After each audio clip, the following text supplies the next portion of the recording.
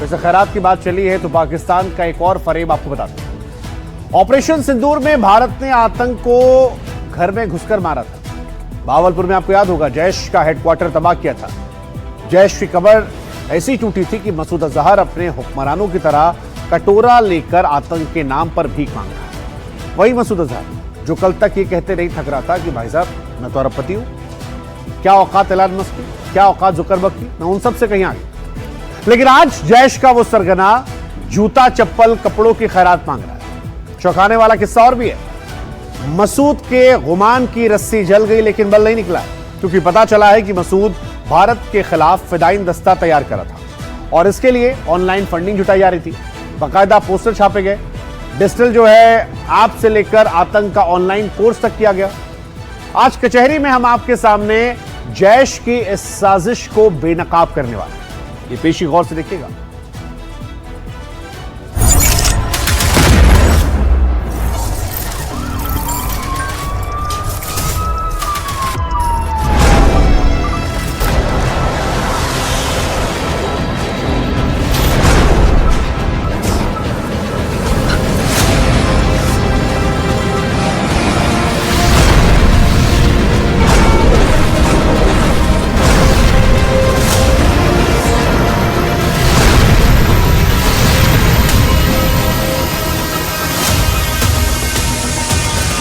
याद कीजिए हिंद के शौर्य की इन तस्वीरों को।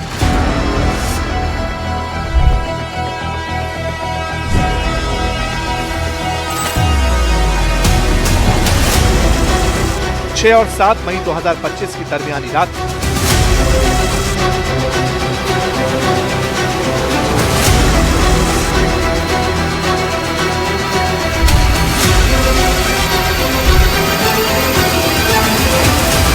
भावलपुर में जैश के हेडक्वार्टर पर स्ट्राइक, आतंक का मरकज मिट्टी में मिल चुका था।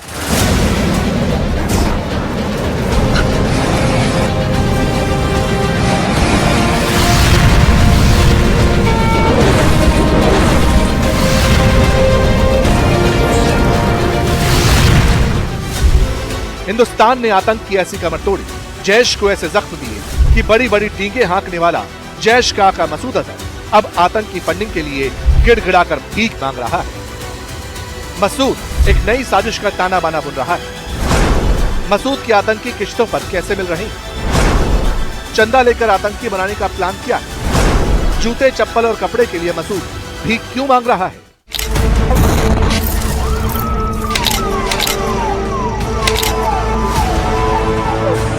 दिल्ली ब्लास्ट की जांच में साजिश के तार जैश से जुड़े। पता चला जैश सरगना की शह पर भारत में महिलाओं को आतंकी जिहादी लेडी ब्रिगेड से जोड़ा जा रहा था।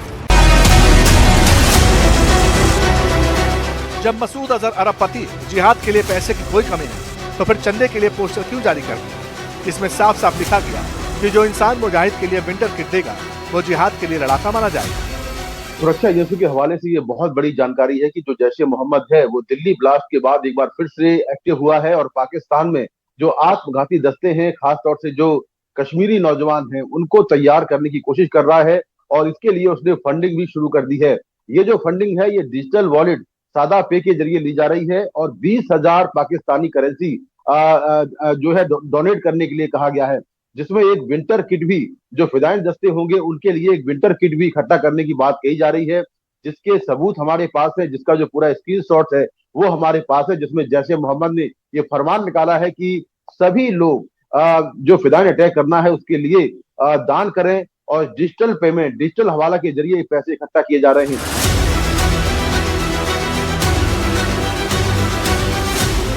यानी जैश की कमर टूट चुकी है। जख्म भरने के लिए, आतंकी ब्रिगेड खड़ी करने के लिए मसूद को भीख की दरकार है। इसीलिए मसूद अजहर नौजवानों का ब्रेन वॉश कर रहा है। ये दावा कर रहा है कि जिहाद में मरने के बाद उसके परिवार का जो भी ख्याल रखेगा वो जिहादी माना जाएगा। सूत्रों की माने तो जैश को जिस विंटर किट की जरूरत है उस एक किट की कीमत करीब 20,000 पाकिस्तानी रुपए रखी गई है। इसमें 3500 रुपए के जूते, 500 रुपए की बॉम्ब बॉल, 5500 रुपए का गद्दा, 1500 का बॉम्ब टेंट, 500 रुपए के गर्म जुराब, 2000 रुपए का हॉट डीजल और दूसरे सामान शामिल। जैश की टूटी कमर और 5-10 रुपए भीख में जुटाने का एक और सच चंद रोज पहले मसूद अजहर ने खुद कबूला था। तारीख थी 29 अक्टूबर। बावलपुर के मरकज उस्मान वली में मसूद ने महिलाओं की आतंकी विंग जमातुल मोमिनात बनाई थी। खैरात के लिए तब कैसे आतंक का आका गिड़गिड़ाया था, ये भी सुन लीजिए। तो चंद खवातीन जमा हो जाया करें, मजलिस इनाबत किया करें, महीने में एक इज्तिमा रखें, उसमें बयानात वगैरह हों, अपना निसाब समझा जाए, समझाया जाए। हर हफ्ते में कम अज कम एक खातून तक जमात का पूरा निसाब पहुंचाएं, उसको गुनाहों से तौबा करवाएं, उसको अपनी जमात का रुकन बनाएं। हर महीने अपने जाती माल में से 1 रुपया हो, 5 रुपए हो, 10 रुपए हो, इन्फाक फी सबीलिल्लाह करें, अल्लाह के रास्ते में खर्च करें। लाख एड़ियां किसी पाई पाई के लिए मजहब की दुहाई दी, लेकिन फूटी कड़ी नसीब नहीं हुई। इसीलिए अब मसूद अजहर आतंक का ऑनलाइन कोर्स करा रहा है। जैश की टूटी कमर का सबूत ये भी है कि विंटर किट की पेमेंट जैश ए मोहम्मद ऑनलाइन ले रहा है। सोर्सेज की माने तो जैश हिंदुस्तान के खिलाफ फिदाई दस्ता तैयार करने के लिए तेजी से फंड इकट्ठा कर रहा है, डिजिटल पेमेंट का इस्तेमाल कर रहा है। जैश ए मोहम्मद पाकिस्तान के डिजिटल ऐप साडा पे जैसे ई वॉलेट्स के जरिए डोनेशन ले रहा है। बताया जा रहा है कि इसका मकसद डिजिटल हवाला को आसान बनाना और आतंकियों तक फंड तेज पहुंचाना है। टेरर नेटवर्क में महिलाओं को भी जोड़ने की कोशिश हो रही है। ऑनलाइन कोर्स चलाया जा रहा है। टॉप सोर्सेस की माने तो लाल किला ब्लास्ट से 15 दिन पहले अक्टूबर के आखिरी हफ्ते में जैश ने जो ऑनलाइन कोर्स शुरू किया उसे नाम दिया गया तुहफत उल मोमिनात। ये कोर्स खास तौर से महिलाओं के लिए डिजाइन किया गया। इस ऑनलाइन कोर्स का मकसद मजहबी और जिहादी ट्रेनिंग देने के साथ साथ जैश के लिए पैसे जुटाना है। दिल्ली ब्लास्ट की इन्वेस्टिगेशन में एक और चौंकाने वाला खुलासा हुआ। एनडीटीवी के हाथ पाकिस्तान का प्रोपेगेंडा वीडियो लगा, जिसे 18 नवंबर की रात भारतीय एजेंसियों ने रिकवर किया। इस वीडियो से साबित होता है कि दिल्ली धमाके के पीछे पाकिस्तान का ही हाथ है। 5 मिनट 34 सेकंड के इस वीडियो में पाकिस्तान की जिहादी सोच का लाइव टेलीकास्ट है। ये वीडियो हम आपको पूरा नहीं दिखा सकते क्योंकि इसमें हिंदुस्तान के खिलाफ नफरत और जहर, लेकिन वीडियो में जिस आवाज की पहचान हुई वो 41 साल की फरहतुल्लाह गौरी की, जो शाहिद फैसल बनकर छिपता फिर रहा है। ये उसी शाहिद फैसल की आवाज है जो बेंगलुरु के फेमस रामेश्वरम कैफे में हुए ब्लास्ट में मोस्ट वांटेड है। साल 2012 में सऊदी भाग गया था और अब पाकिस्तान में अपनी गतिविधियां चला रहा है। उस पर 10 लाख का इनाम। जो प्रोपेगेंडा वीडियो एनडीटीवी के हाथ लगा उसमें गुजरात, कश्मीर, असम और भागलपुर का बदला लेने के लिए मुजाहिदीन की तरफ से लगातार हमले जारी रखने की धमकी दी गई, साथ ही चेतावनी भी। दिल्ली लाल किले के बाहर हुए बम धमाके में पाकिस्तान का हाथ अब लगभग पक्का है। डार्क वेब से बरामद प्रोपेगेंडा वीडियो में कई अहम खुलासे हो रहे हैं। ऐसे में भारतीय जांच एजेंसियां अब हाई अलर्ट पर है। दिल्ली से अपने कैमरा सहयोगी जेवियर थॉमस के साथ मैं शुभांग सिंह ठाकुर, एनटीवी इंडिया। वैसे खुलासे तो दिल्ली आतंकी हमले की जांच में भी हो रहे हैं। आपको याद होगा अल फलाह यूनिवर्सिटी फिलहाल वो शक के घेरे में है। इसके कुछ स्टूडेंट्स ऐसे हैं जो लापता हैं। जांच एजेंसियों ने खुलासा किया कि लाल किले के सामने विस्फोटक से भरी कार उड़ाने वाले आतंकी डॉक्टर उमर नबी ने अपने जैसे कई और सुसाइडल बॉम्बर बनाने की प्लानिंग की थी। इसके लिए वो वीडियो बना रहा था और उन्हें भेज भी रहा था। रिपोर्ट तो ये भी है कि कुछ लोग जो सुसाइड बॉम्बर बनने को तैयार नहीं थे उन्हें इसी तरह के वीडियोस भेजे गए। सवाल है कि आतंकी उमर की ड्रीम 11 में कौन कौन था, कहां से स्टूडेंट थे, कितने ट्रेस हुए, कौन अभी रडार से गायब है। इसकी एक्सक्लूसिव रिपोर्ट जो है आज कचहरी की स्पेशल में हम आपके सामने रखते हैं।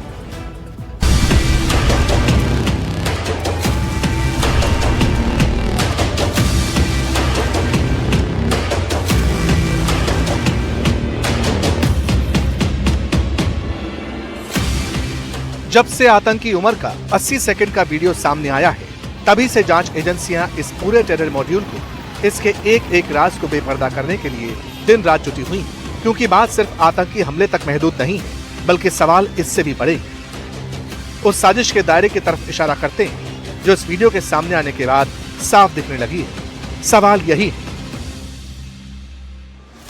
क्या डॉक्टर उमर सुसाइड बॉम्बर तैयार कर रहा था? क्या वीडियो से युवाओं का ब्रेन वॉश करता था? उमर के 70 वीडियो, 11 लोगों की टेरर टीम। जांच एजेंसियों को शक है कि उमर का यह वीडियो सिर्फ शुरुआत भर है, साजिश का पहला चैप्टर। आगे कौन कौन इसमें शामिल हो सकता है? क्या सुसाइड बॉम्बर का पूरा स्क्वाड बन चुका था? ये समझें उससे पहले आतंकी डॉक्टर उमर को लेकर असदुद्दीन ओवैसी का बयान सुन लीजिए। ओवैसी कहते हैं कि यह आतंकी हमला था और इस्लाम में सुसाइड हराम है। हमारा मानना यह है कि ये जुर्म है, कानूनन सबसे बड़ा संगीन जुर्म है। देश के कानून के खिलाफ किसी की जान लेना, ये दहशतगर्दी की बेहतरीन मिसाल है, इनकी हैवानियत की मिसाल है। और ये कोई शहादत नहीं है, ना इसमें कोई गलतफहमी है। ये इस्लाम इस तरह की हरकतों को हराम करार देता है। दरअसल जब से उमर का ये वीडियो सामने आया है, इसमें एक बात तो अच्छी तरह साफ कर दी है कि वो पूरी तरह से आतंक और सुसाइड बॉम्बिंग को लेकर ब्रेन वॉश हो चुका था, एक सुसाइड बॉम्बर बन चुका था। और जो जानकारी आ रही है उसके मुताबिक वो अपने जैसे सुसाइड बॉम्बर की एक टीम तैयार कर रहा था। सोर्सेस के मुताबिक इसके लिए वो लगातार वीडियो बनाकर युवाओं को भेजता था ताकि उनका भी ब्रेन वॉश किया जा सके। जांच एजेंसियों ने इसका खुलासा किया है। एनआईए सोर्सेस के मुताबिक गिरफ्तार आरोपियों के मोबाइल फोन में डॉक्टर उमर के 12 वीडियो समेत करीब 70 वीडियो मिले। बताया जा रहा है कि ऐसे ही वीडियो 11 लोगों को भेजे गए थे। इनमें से 7 युवा कश्मीरी बोल के बताए जा रहे हैं और सभी का अल-फलाह यूनिवर्सिटी से लिंक मिला। बाकी 4 युवा उत्तर प्रदेश, केरल और कर्नाटक के रहने वाले थे। इस साजिश के लिए वो कई और आत्मघाती हमलावरों को तैयार कर रहे थे। वो लगातार वीडियो बनाते थे और उनके साथ शेयर करते थे ताकि उन्हें कट्टरपंथी की राह पर चला सके और एक आत्मघाती हमलावर तैयार कर सके। जांच एजेंसियों के मुताबिक उन्होंने 70 के करीब वीडियो शेयर किए और ये 70 वीडियो जो हैं आरोपी जो अब तक पकड़े गए हैं उनके मोबाइल फोन से मिले हैं, जिसमें 12 वीडियो उमर के अपने थे। और बताया जाता है कि इन वीडियो को शेयर करने का एक ही मकसद था, वो चाहते थे कि वो कट्टरपंथी बने और उसके साथ साथ वो आत्मघाती हमलावर बन सके ताकि वो पूरी तरह से भारत को दहला सके। इसी उद्देश्य के साथ वो वीडियो शेयर करते रहे। बताया जाता है कि आमिर रशीद अली जिन्होंने उमर नबी को कार प्रदान की गई थी, इनिशियली उन्हें भी काफी हिचकिचाहट थी ऐसे हमला करने के लिए। और बताया जाता है कि उमर नबी ने जब उनके साथ वीडियो शेयर किए तो कुछ दिनों बाद वो भी पूरी तरह से तैयार हो गए थे। दरअसल डॉक्टर उमर कट्टरवाद की भट्टी में इतना तप चुका था कि सुसाइड बॉम्बिंग को जायज करार देने के लिए हर तरह की दलील दिया करता था। हालांकि बात अब उमर के अलावा उन लोगों की भी है जो उसके सुसाइड बॉम्बिंग वाले लेक्चर से जुड़े थे, जिन्हें वीडियो शेयर किए गए थे। और इस सब के बीच कई और चौंकाने वाली बातें पता चली हैं। यूपी के सहारनपुर में एक मेडिकल छात्र को हिरासत में लिया गया। दिल्ली स्पेशल सेल की टीम ने सहारनपुर के देवबंद में छापेमारी कर MBBS के छात्र को पकड़ा। बताया जा रहा है कि छात्र की आतंकी उमर से फोन पर बात होती थी। इस बीच ये भी कहा जा रहा है कि अल-फलाह यूनिवर्सिटी के 10 लोग दिल्ली ब्लास्ट के बाद से लापता हैं। सोर्सेस के मुताबिक इन सभी के फोन बंद हैं और शक इस बात का भी है कि ये सभी ब्लास्ट में शामिल हो सकते हैं जो ग्राउंड वर्कर्स के तौर पर काम कर रहे थे। इस बीच जांच एजेंसियों ने कश्मीर में जांच का दायरा बढ़ा दिया है। सुरक्षा एजेंसियों ने कई जगह पर छापेमारी की है और इस दौरान उन्होंने कई ऐसे हैंडल और नंबर्स का पर्दाफाश किया है जो कि पाकिस्तान ऑक्यूपाइड कश्मीर, पाकिस्तान और दुबई से ऑपरेट किए जाते थे। और इन हैंडल्स और नंबर का एक ही उद्देश्य था कि किसी तरीके से जम्मू कश्मीर के युवाओं को कट्टरपंथी की राह पर चलाएं, वर्गलाएं और बाद में उन्हें आतंकी बनाएं। इस बार निशाने पर सिर्फ कश्मीर के युवा नहीं थे बल्कि डोडा, किश्तवाड़, पुंछ और राजौरी के युवाओं को भी वो टारगेट कर रहे थे। अब आपके जहन में ये सवाल भी होगा कि आखिर ग्राउंड वर्कर्स होते कौन हैं? तो आपको ये भी समझा देते हैं। दरअसल ग्राउंड वर्कर्स या फिर ओवरग्राउंड वर्कर्स वो लोग होते हैं जो आतंकियों को शेल्टर देते हैं, पनाह देते हैं और उनके मिशन में उनकी मदद करते हैं। ये वो लोग होते हैं जो आतंकियों के खाने पीने से लेकर उनके टारगेट्स तक की जानकारी मुहैया कराते हैं, उनके लिए एक तरह से मुखबिर का काम करते हैं। कश्मीर में जैश और लश्कर के कई ओवरग्राउंड वर्कर्स वाले सिस्टम को सेना ने ऑपरेशन में ध्वस्त कर दिया है। हालांकि जहां तक बात डॉक्टरों की टेरर ब्रिगेड की है तो इसका कनेक्शन सीधा अल-फलाह यूनिवर्सिटी से जुड़ता है, क्योंकि इसी यूनिवर्सिटी में यह पूरा गैंग काम करता था और इसके आसपास ही घर किराए पर लिया हुआ था। हमारे रिपोर्टर अली उसी गांव पहुंचे जहां डॉक्टर उमर का साथी डॉक्टर मुजम्मिल रहता था।